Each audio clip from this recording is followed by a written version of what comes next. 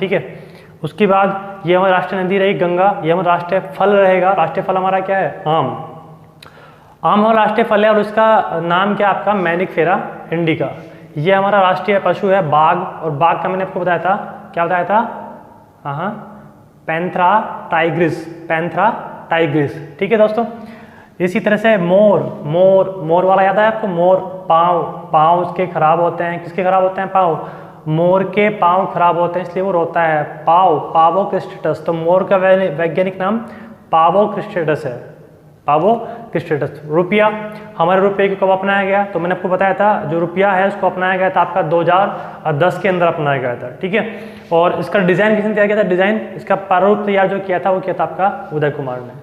I hope आपने पहली videos पूरी देखी होगी। उसी क्रम में हमारा आगे रहेगा आपका नेक्स्ट कि हमारा राष्ट्रीय गीत कौन सा है, राष्ट्रीय गान कौन सा है, ठीक है, राष्ट्रीय ध्वज कौन सा रहेगा, वो सब चीज़ें इनको कब अपनाया गया। अब पहले तो आपको मैं पूछता हूँ कि राष्ट्रीय गीत और राष्ट्रीय गान कौन सा है आपका? राष्ट्रीय गान। अभी तो आधे बच्चों को कन्फ्यूजन नहीं होता होगा कि राष्ट्रीय गीत कौन सा, राष्ट्रीय गान कौन सा रहेगा। तो हमारा जो राष्ट्रीय गीत है वो है हमारा वंदे मातरम, वंदे मातरम। और जो राष्ट्रीय गान है हमारा वो है हमारा जन गण मन, ठीक है जी। ये नहीं पता होगा तो बताओ। बाकी इसके अलावा जो इसके अंदर की जो डेप्थ की बातें हैं, देखो आप अगर मेरे साथ में है, कनेक्ट हैं, आप मेरे साथ में पढ़ रहे हैं, आप मेरी वीडियोस देख रहे हैं, तो डेफिनेटली आपको कुछ चीज़ें नहीं देखने को मिलेंगी और वही आपके एग्ज़ाम में आने की संभावनाएं बहुत ज़्यादा रहेंगी। तो मैं आपको आज बात जो करूँगा राष्ट्रीय गीत, राष्ट्रीय गान, राष्ट्रीय ध्वज, राष्ट्रीय ध्वज और राष्ट्रीय चिन्ह की बात हम लोग आज करने वाले, ठीक है दोस्तों। तो आज आप लोग पहली हेडिंग डालेंगे राष्ट्रीय गीत की। किसकी? राष्ट्रीय गीत की, कि हमारे भारत का राष्ट्रीय गीत, राष्ट्रीय गीत यानी कि नेशनल सॉन्ग, नेशनल सॉन्ग हमारा क्या है। तो राष्ट्रीय गीत हमारा क्या है? गुनगुनाना है आपको। राष्ट्रीय गीत है, कोई मैं आपसे कोई ये नहीं कि किसी फिल्म का डायलॉग बुलवाना चाह रहा हूँ। राष्ट्रीय गीत क्या है हमारा, वो आप मुझे बताएंगे कि हमारे भारत का राष्ट्रीय गीत क्या है। तो हमारे जो भारत का राष्ट्रीय गीत है वो क्या है आपका? वंदे मातरम। क्या है? वंदे मातरम। ये हमारे भारत का राष्ट्रीय गीत है, ठीक है जी। और इसको राष्ट्रीय गीत को जो लिखा था वो लिखा था बंकिम चंद्र चटर्जी ने, बंकिम चंद्र चटर्जी ने लिखा था। और वो है क्या हमारा? वंदे मातरम, सुजलाम सुफलाम मलयज शीतलाम सस्य श्यामला मातरम वंदे मातरम। तो ये पूरा आपका राष्ट्रीय गीत होता है। वैसे एग्जाम में आपके क्वेश्चन क्या आता है, ठीक है, एग्जाम में क्वेश्चन क्या आता है? पहले बात तो ये पूछेगा आपसे कि राष्ट्रीय गीत को कब अपनाया गया। तो राष्ट्रीय गीत को जो अपनाया गया, पहला पॉइंट आपका यहाँ पर रहेगा 24 जनवरी 1950 को अपनाया गया, ठीक है जी। अब राष्ट्रीय गीत है क्या? तो आपको लिखना है जी वंदे मातरम, वंदे मातरम। क्लियर? राष्ट्रीय गीत वंदे मातरम अपनाया कब गया? 24 जनवरी 1950 को अपनाया गया। फिर उसके बाद लिखा किसने? लिखा किसने? बंकिम चंद्र चटर्जी ने, बंकिम चंद्र चटर्जी ने लिखा, बंकिम चंद्र चटर्जी ने लिखा। ये आपके सामने उनकी पिक्स दिखाई भी दे रही होगी आपको, ठीक है जी। इनको चट्टोपाध्याय भी कहते हैं, बंकिम चंद्र चट्टोपाध्याय आपको लिखा मिलेगा इनका नाम, और बंकिम चंद्र चटर्जी भी इनका नाम लिखा मिलेगा। दोनों में से जो आप कर दोगे वही ठीक रहेगा आपका, ठीक है जी। तो वंदे मातरम हो गया, राष्ट्रीय गीत हो गया। अब वंदे मातरम को जो गाने की अवधि है, जो इसको गाने की जो अवधि है यानी कि कितने समय में ये गाया जाता है, ड्यूरेशन ऑफ सिंगिंग, गाने की अवधि, वो है आपकी 65 सेकेंड। क्या है जी आपका? 65 सेकेंड। उसके बाद अगर मैं बात करूं जो इसको बंकिम चंद्र चटर्जी ने जो इसको लिया है, इसको लिया कहाँ से गया? तो इसको लिया गया आपका जी सन्यासी विद्रोह से। आनंद मठ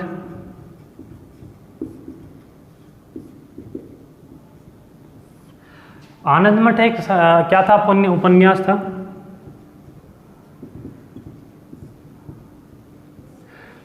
जो ये वंदे मातरम है हमारा, वंदे मातरम आनंद मठ नामक उपन्यास से लिया है। और ये उपन्यास किसने लिखा था?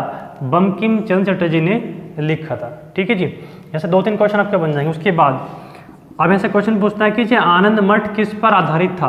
तो जो आनंद मठ जो उपन्यास था ये हमारा एक सन्यासी विद्रोह हुआ था, सन्यासी विद्रोह पर आधारित था, सन्यासी विद्रोह पर आधारित था, सन्यासी विद्रोह पर आधारित था। क्या आधारित था? आनंद मठ उपन्यास। ये सन्यासी विद्रोह क्या था, देखो थोड़ा समझ लेते हैं। अब बंकिम चंद्र चटर्जी ने जो ये वंदे मातरम लिखा था ये क्रांतिकारियों में, देखो लिखा कब गया था आपको मैं ये भी बताता हूँ आपको। ये हमारा बन करके तैयार हो चुका था आपका, पहली बार कब गया था आपका, ये 1896 में कांग्रेस के कलकत्ता अधिवेशन, कांग्रेस के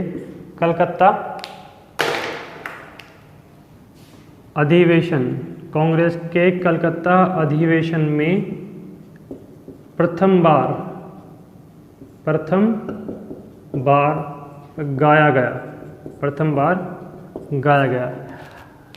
जो राष्ट्रीय गीत वंदे मातरम है ये पहली बार कब गाया गया था? 1896 में कांग्रेस के कलकत्ता अधिवेशन में गाया गया था। अब ये अधिवेशन क्या होता है, मतलब कि या फिर मैं आगे बताऊंगा।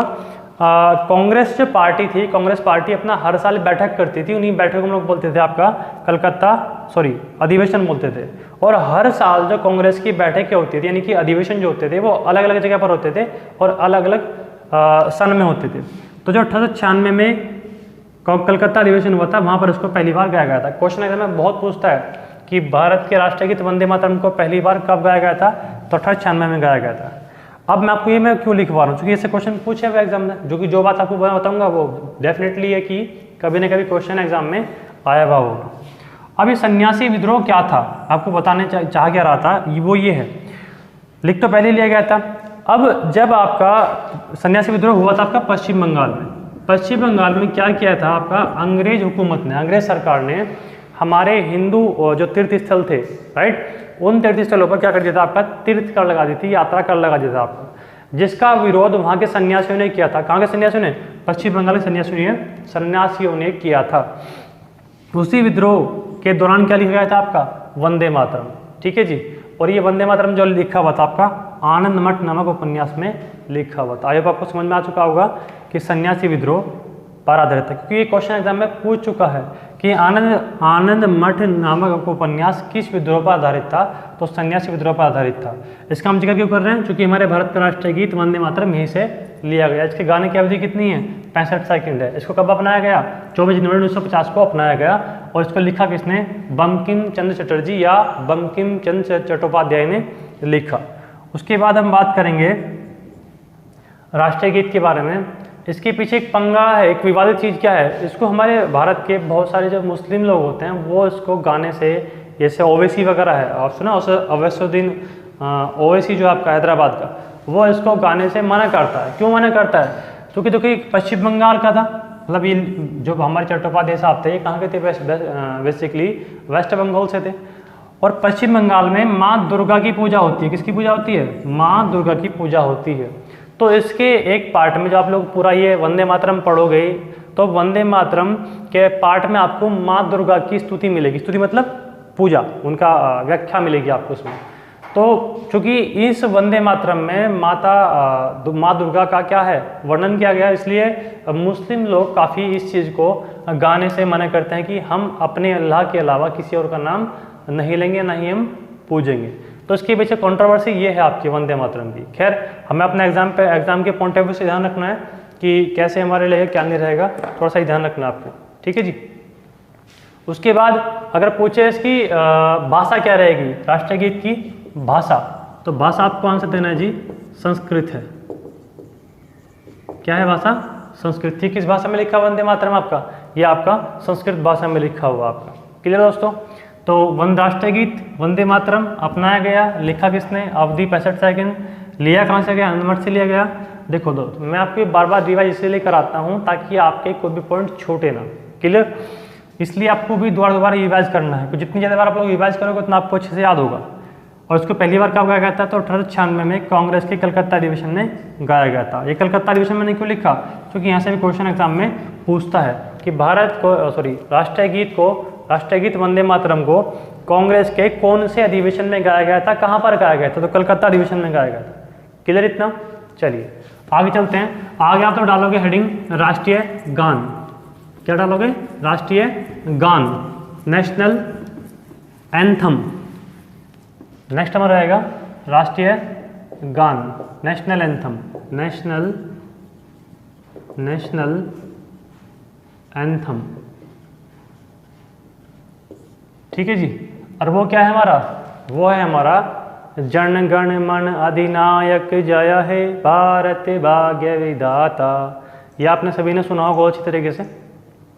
तो जो जन गण मन अधिनायक जय है हमारा,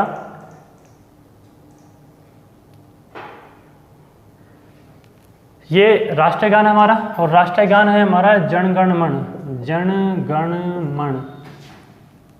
ठीक है जी, ये हमारा राष्ट्रीय गान है। अब इसको किसने लिखा? बात ये आती है कि राष्ट्रीय गान को किसने लिखा। तो राष्ट्रीय गान को जो लिखने वाले थे, लिखा आपका रविंद्रनाथ टैगोर ने। किसने लिखा? रविंद्रनाथ टैगोर।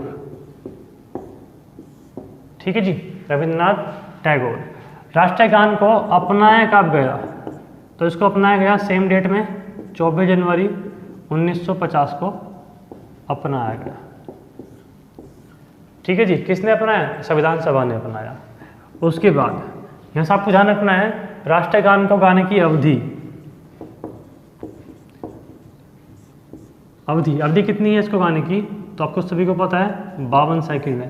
ये तो आपको पता होगा कि राष्ट्रीय गान को गाने की अवधि कितनी है, 52 सेकंड। लेकिन इसका एक लघु रूप भी होता है, लघु रूप। इसको जो लघु रूप को गाने की जो अवधि है, लघु रूप को गाने की अवधि, को गाने की अवधि मतलब टाइमिंग, समय, कितना समय इसको लगता है गाने में। तो उसके लघु रूप को गाने की जो अवधि है वो है मात्र 20 सेकंड।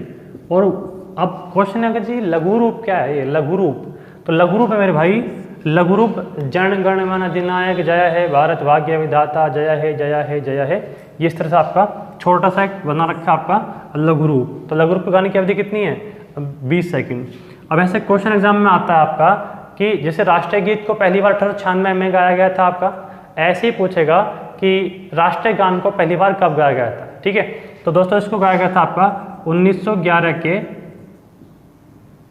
1911 में कांग्रेस के, ये भी सेम अधिवेशन था आपका कलकत्ता अधिवेशन में गाया गया था। यानी कि ये जो बैठक हुई थी कांग्रेस की, ये भी कहाँ पर हुई थी? कलकत्ता में ही हुई थी। कब हुई थी? 1911 में। तो 1911 में कांग्रेस के कलकत्ता अधिवेशन में पहली बार, प्रथम बार राष्ट्रीय गान को गाया गया था। राष्ट्रीय गान को गाया गया था, गान को गाया गया था, मतलब उस टाइम सुनाया गया था आपका। ठीक है जी, 1911 में कांग्रेस के कलकत्ता अधिवेशन में प्रथम बार राष्ट्रीय गान को गाया गया था। क्लियर? बहुत इंपॉर्टेंट पॉइंट रहेगा आपका, ये आपको ध्यान रख लेना है। आगे हम बात करेंगे इसके बाद जो हमारा राष्ट्रीय गान है।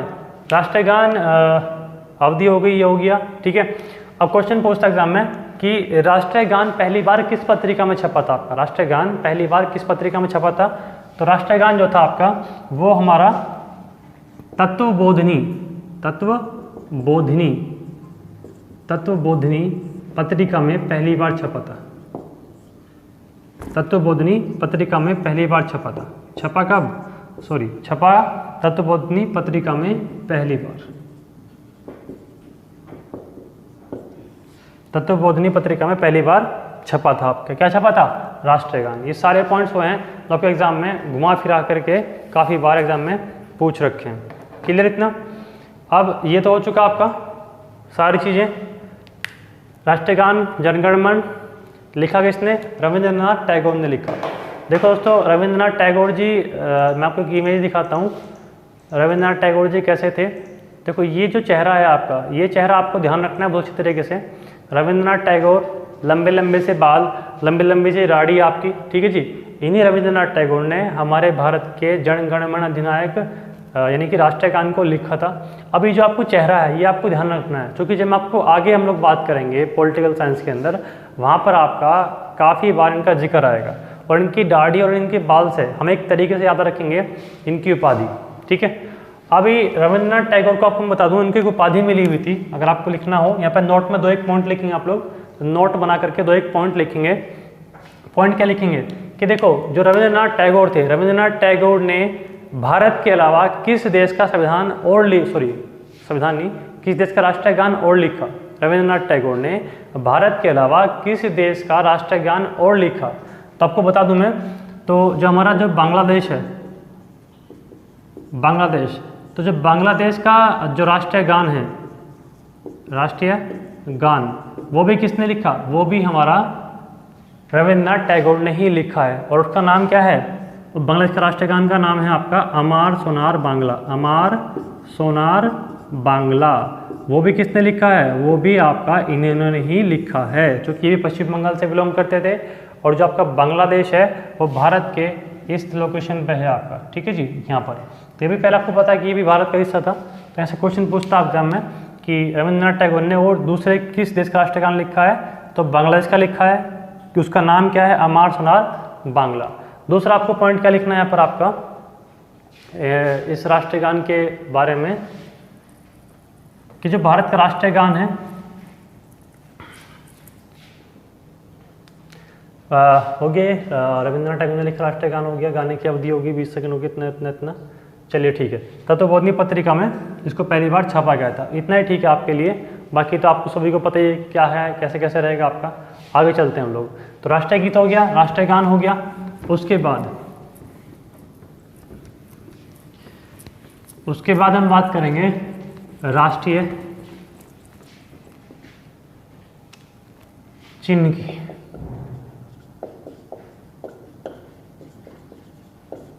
राष्ट्रीय चिन्ह यानी कि नेशनल एम्बलम,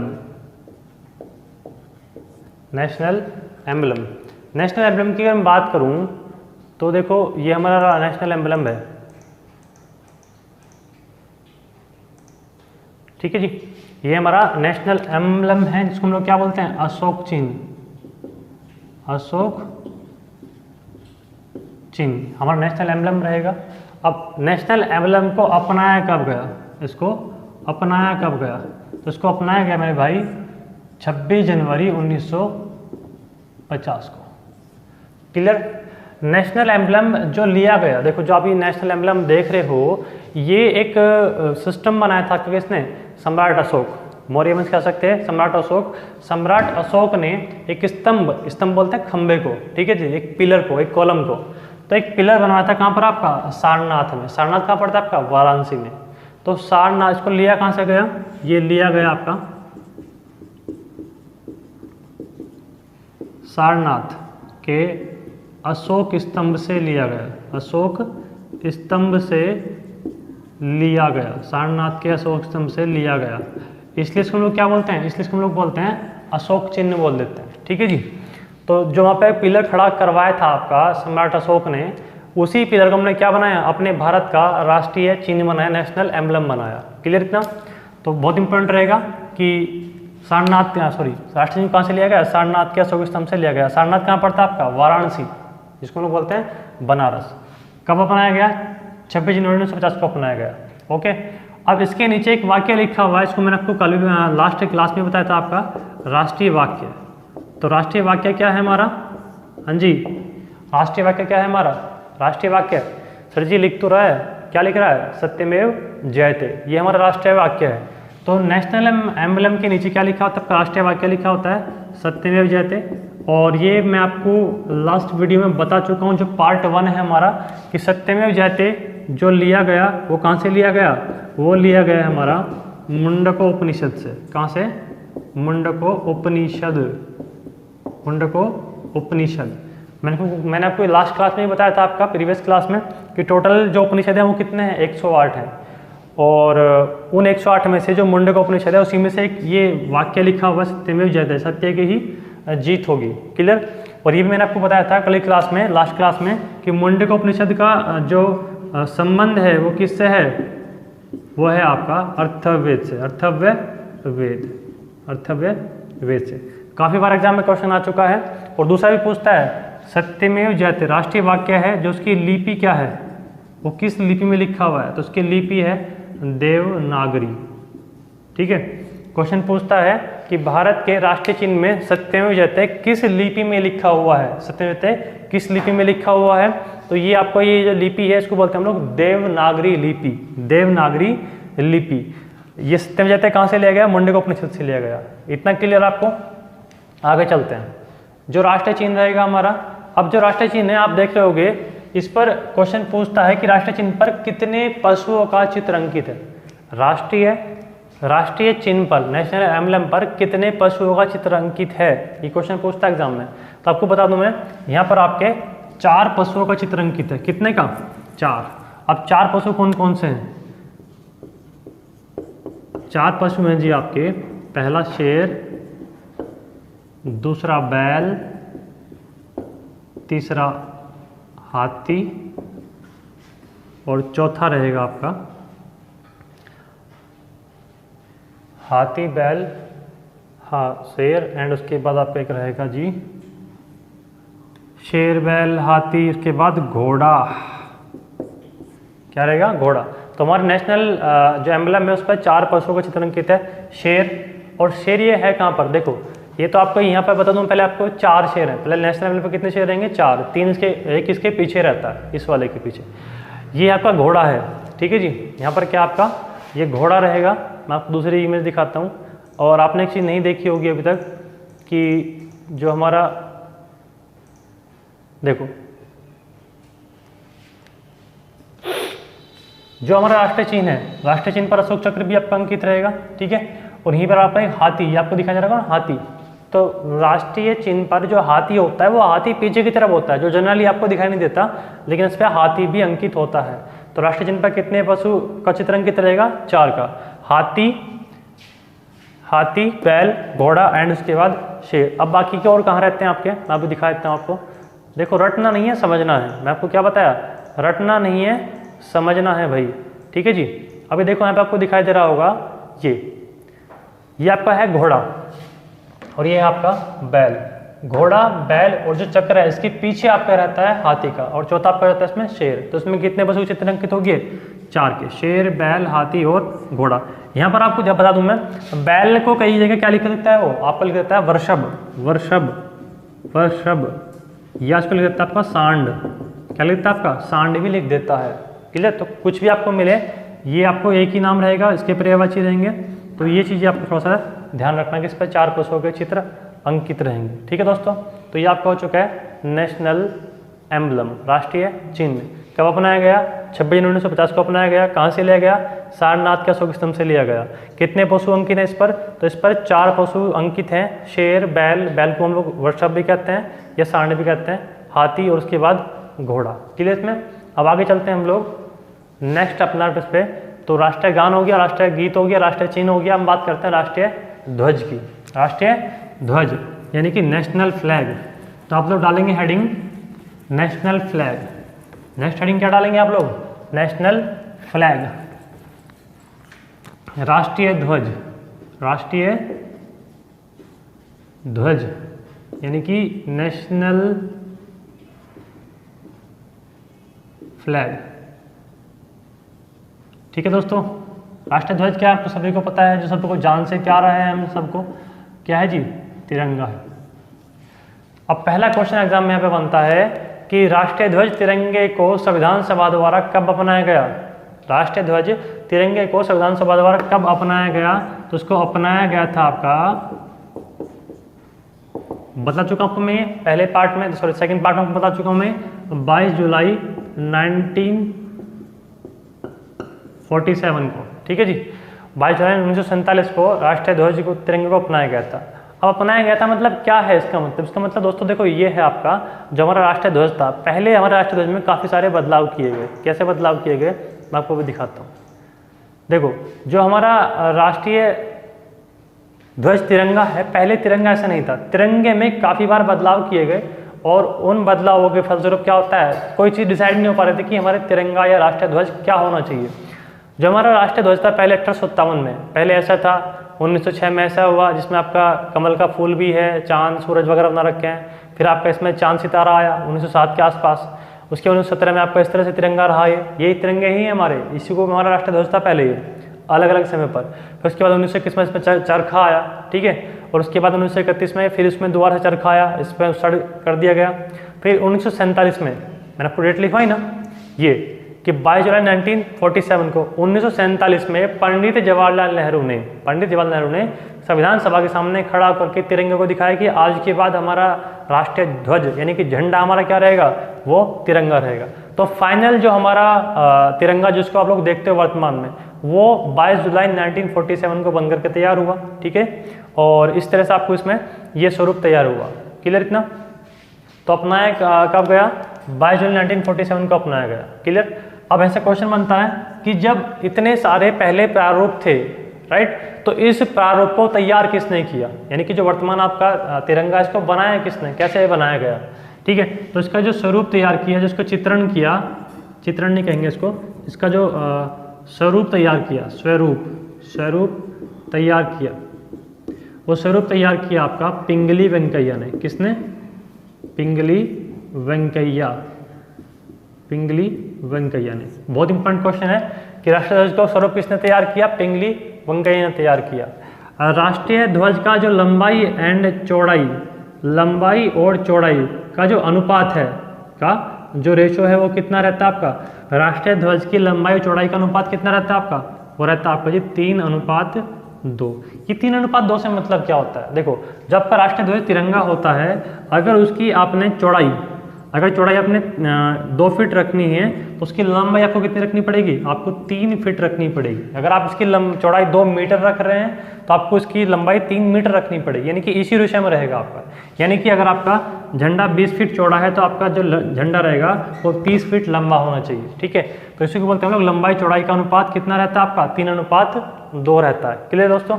अब बना दिया पिंगली वेंकैया ने, अपना लिया गया 22 जुलाई 1947 को अपना लिया गया। किसने अपनाया? संविधान सभा ने अपनाया। और इसकी लंबा चौड़ाई का अनुपात कितना हो गया? 3:2 जाता है। अब यहाँ से क्वेश्चन बनता है कि क्या इससे पहले भी हमारे तिरंगे को कभी कहीं फहराया गया था? तो अब कौन सा देना जी? हाँ, जो हमारा तिरंगा था, देखो अपनाया तो इसको अब गया, लेकिन पहले ही इसका स्वरूप तैयार हो चुका था और उसको फहराया गया था आपका। इसमें लिखेंगे आप लोग, इस तिरंगे को, भारतीय राष्ट्रीय ध्वज तिरंगे को 31 दिसंबर, भारतीय राष्ट्रीय ध्वज तिरंगे को 31 दिसंबर 1929 को लाहौर में, कहाँ पर? लाहौर में रावी नदी के तट पर, रावी नदी के तट पर अर्धरात्रि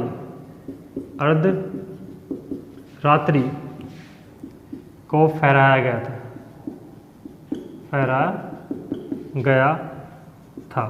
कब फहराया गया था? प्रथम बार, ठीक है जी।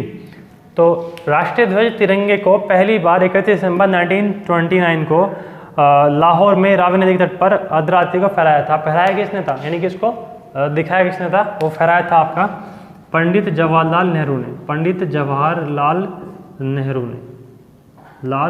नेहरू ने, ठीक है जी। तो ये भी बहुत इंपॉर्टेंट पॉइंट रहेगा आपके लिए कि भारतीय ध्वज तिरंगे को पहली बार कहाँ पर फहराया गया था, ये आपको मैंने बता दिया। अब उसके बाद बारी आती है जो हमारा राष्ट्रीय ध्वज तिरंगा है, इस तिरंगे को इस तरह से जो बनाया गया, देखो हर चीज़ को बनाने के पीछे एक खास क्या होता है, एक खास लॉजिक होता है, खास चीज़ें होती हैं। तो उसके बनाने के पीछे रीज़न क्या था आपका? तो उसके बनाने के जो पीछे रीज़न था, इसमें जो कलर दिए गए हैं हमारे, कलर से भी एग्जाम में क्वेश्चन बनता है एग्जाम में हमारे, कि इसके पीछे हमारे तिरंगे में जो ऊपर रंग है उसको केसरिया बोलते हैं हम लोग, सैफरन, बीच में आपका वाइट सफ़ेद है हमारा, और नीचे रहेगा ग्रीन हरा, आप सभी को पता है।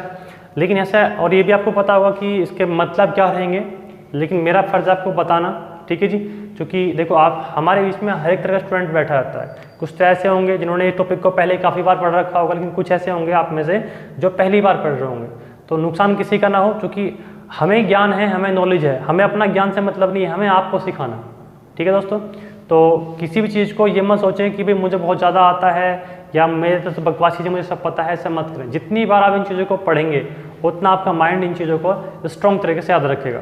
और ध्यान रखना, मैं हमेशा बोलता हूँ अपनी क्लास में कि इंसान जो ठोकर खाता है ना, जो गलती करता है, ठोकर जो खाता है, ठोकर हमेशा छोटे से पत्थर से खाता है, पहाड़ से नहीं खाता। मतलब क्या है इस बात का? मतलब ये है दोस्तों कि आप छोटी छोटी जो गलतियाँ करते हैं, ये छोटी छोटी गलती आपके एग्ज़ाम के मेरिट लिस्ट ना बनाने का कारण होती है। आप सोच सकते मज़ा आता है, तो बहुत ध्यान से पढ़ते चलेंगे, ठीक है। तो जो हमारा राष्ट्रीय ध्वज तिरंगा है, इसके जो रंग है, इन रंगों का मैं इसको डिलीट करता हूँ, इन रंगों का मतलब क्या है, इसका अर्थ पूछता है, ठीक है।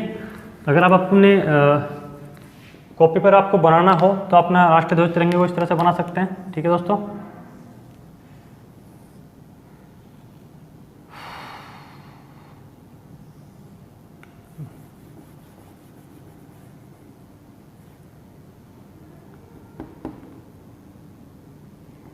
छोटा सा मैंने बना दिया, अपना बना लेना आप लोग सही से। मुझे तो ड्राइंग में से ज़्यादा कुछ खास आती नहीं है, ठीक है ना। हंसी मत उड़ाना कि सर ने कैसा बनाया, तो भाई बस पर्पज़ क्या रहेगा, आपको समझाने का पर्पज़ रहेगा, ठीक है दोस्तों। अभी जो राष्ट्रीय ध्वज तिरंगा है हमारा, ये तिरंगा ऊपर कलर कौन सा है, इसमें केसरी, नीचे सफ़ेद, और यहाँ पर कौन सा रहेगा आपका हरा, क्लियर। और यहाँ पर यह अशोक चक्र है आपका, अशोक चक्र, तो इसमें आपको अलग टाइप क्वेश्चन पूछेगा। तो जो केसरी रंग है, केसरी रंग किसी का प्रतीक है आपका, तो ये आपका stand for equation destination and courage and sacrifice. आप सिंपल भाषा में देख लीजिएगा आप लोग कि जो केसरी रंग है हमारा त्याग और बलिदान का प्रतीक है। किसका प्रतीक है, त्याग एंड बलिदान का। किसका प्रतीक है केसरी रंग, त्याग और बलिदान का। सफ़ेद शांति का प्रतीक है, सफ़ेद किसका प्रतीक है, शांति का प्रतीक है। और हरा किसका है, समृद्धि का प्रतीक है, समृद्धि एंड हरियाली का प्रतीक है। क्वेश्चन पूछता है एग्जाम में यहाँ से आपका कि केसरी रंग किस चीज़ को रिप्रेजेंट करता है, किस चीज़ का प्रतीक है, तो आपका त्याग और बलिदान का, सफ़ेद शांति का, हरा समृद्धि एंड हरियाली का। अब इसके बीचों बीच जो आपका ये अशोक चक्र बना हुआ है, अशोक चक्र जैसे दो क्वेश्चन पूछता है कि अशोक चक्र का क्या रहेगा आपका, तो अशोक चक्र का जो रंग है वो आपको में नीला है। अगर अशोक चक्र के रंग को अगर हम मिलाएं तो भारत के राष्ट्रीय ध्वज तिरंगे में टोटल 4 रंग हो जाते हैं। कितने रंग हो जाते हैं, 4। अगर हम किसको मिलाएं, इसके नीले रंग को मिलाएं, ठीक है। लेकिन हम लोग जनरली गिनते कितने, 3, केसरी सफ़ेद और हरा। उसके बाद अशोक चक्र का जो रंग हो गया नीला हो गया, नीला रंग। और उसके बाद अशोक चक्र में कुल कितनी तीली हैं, तो यहाँ पर जो तीली हैं वो कितनी है जी, आपका 24 तीली हैं, 24 तीली हैं, क्लियर। और 24 तीली से मतलब क्या होता है कि आपका 24/7 क्रियाशील या प्रगतिशील रहे, क्रियाशील या प्रगतिशील रहे, ठीक है दोस्तों। तो ये था हमारा राष्ट्रीय ध्वज। राष्ट्रीय ध्वज तिरंगा अशोक चक्र इसमें है, नीला रंग उसका रहेगा, तेली कितने रहेंगे 24, जो आपका कि हमेशा क्रियाशील तथा प्रगतिशील रहने का हमें क्या देता है, आश्वासन देता है, ठीक है दोस्तों। अब हमारा राष्ट्रीय ध्वज है, तो राष्ट्रीय ध्वज का जो झंडा गीत रहेगा, यहाँ पर आपको एक पॉइंट लिखना है, झंडा गीत। नेक्स्ट आपके रहेगा झंडा गीत। हमारा जो झंडा गीत है वो है हमारा विजय विश्व तिरंगा प्यारा, विजय विश्व तिरंगा प्यारा, विजय विश्व तिरंगा प्यारा। ये हमारा क्या है, ये हमारा झंडा गीत है, ठीक है जी। विजय विश्व तिरंगा प्यारा, झंडा ऊंचा रहे हमारा, शान न इसकी जाने पाए चाहे जान भले ही जाए। ये आपका गीत रहेगा, झंडा गीत बोलते हैं इसको। और इसको लिखा किसने है, ये लिखा आपका श्यामलाल गुप्त पार्षद ने, श्यामलाल गुप्त पार्षद। ये क्वेश्चन भैया आपका एनटीपीसी ने पूछ रखा, आपका रेलवे में पूछा हुआ है कि भारत के राष्ट्रीय गीत विजय विश्व तिरंगा प्यारा को किसने लिखा, तो श्यामलाल गुप्त पार्षद ने लिखा, ठीक है। तो ये आपका हो चुका है राष्ट्रीय ध्वज एंड राष्ट्रीय गीत। उसके बाद अगर आपको मैं बताऊं, जो राष्ट्रीय ध्वज है, राष्ट्रीय, यहाँ पर आपको नोट में एक पॉइंट और लिखना है कि जो हमारा राष्ट्रीय ध्वज है, राष्ट्रीय ध्वज को फहराना, यहाँ पर नोट में एक पॉइंट लिखेंगे आप लोग, पॉइंट लिखेंगे आप लोग यहाँ पर